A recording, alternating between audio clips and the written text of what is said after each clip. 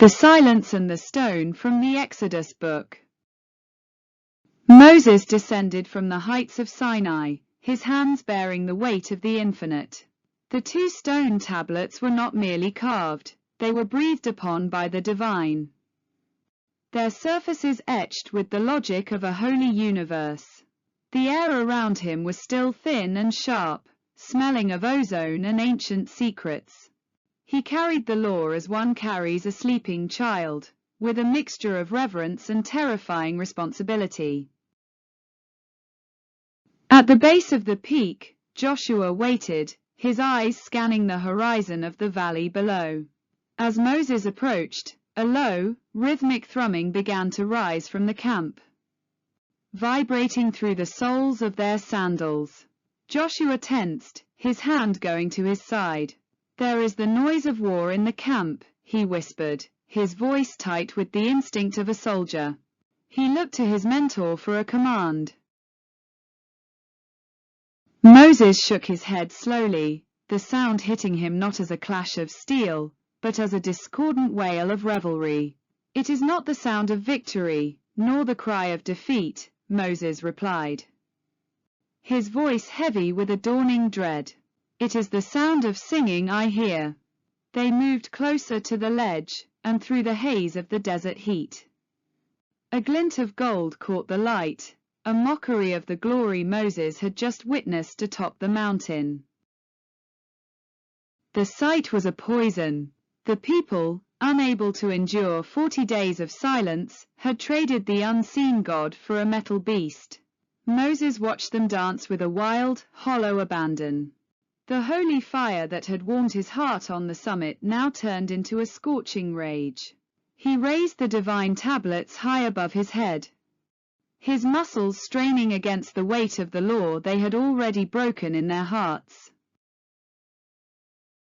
With a roar that echoed louder than the revelry below, Moses hurled the tablets against the foot of the mountain. The stone shattered into 1,000 jagged shards, the divine script splintering against the cold, indifferent earth. The law was broken physically as it had been spiritually. Below, the music faltered and died as the prophet's shadow fell across the camp. Moses strode into the center of the camp like a storm. He did not speak, he acted. He seized the golden calf, the idol that had cost them their dignity. He cast it into the very fire that had birthed it, watching the gold soften and weep. Once the form was gone, he ground the metal into a fine, bitter powder, making no distinction between the beauty of the craft and the ugliness of the sin. He took the golden dust and scattered it upon the surface of the water, turning the clear stream into a murky, metallic sludge. "Drink," he commanded. He stood over Omri, a man who had been among the loudest of the dancers. Moses handed him a bowl of the tainted water. The Israelites were forced to swallow the very God they had fashioned, feeling the grit of their own impatience scrape against their throats. Then Moses turned to Aaron, his brother, the man who was meant to be the shepherd while the leader was away. Aaron stood by the cooling embers of the forge, his fine robe stained with soot. He looked not like a priest of the Most High, but like a man caught in a small, pathetic lie. His eyes darted towards the people, seeking the approval he had traded for his soul. "What did these people do to you?" Moses asked, his voice low and dangerous, "that you have brought such a great sin upon them?" Aaron stammered, gesturing vaguely at the mountain and the crowd. "Don't be angry," Aaron pleaded. "You know how these people are set on evil. They told me to make them gods. I told them to bring gold. I threw it into the fire, and—" he paused, his voice reaching for a miracle that wasn't there. "Out came this calf." Moses looked at his brother, and saw the ultimate failure of leadership, the desire to be loved by the people more than to be faithful to the truth. The mountain had been silent, and in that silence, the people had found fear, and Aaron had found a way to please them. Moses stood amidst the ruins of the idol and the shards of the law, realizing that while stone can be replaced, the hearts of men are far harder to carve. Punishment of sinners. Moses stood at the camp entrance and called on those on the Lord's side to gather.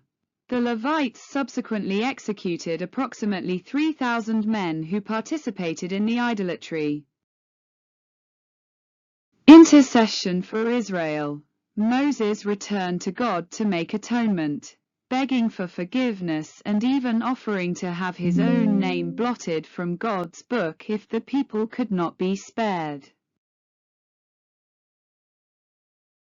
Plague. Despite the immediate repentance by some, God sent a plague upon the people due to the worship of the calf. New tablets, second chance.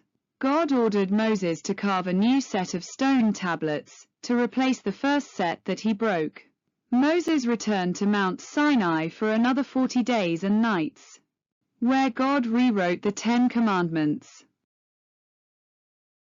Significance of the first stone tablets broken by Moses. Was treated with respect. Brokenness has a chance for restoration. Similarly, human brokenness God can restore and redeem.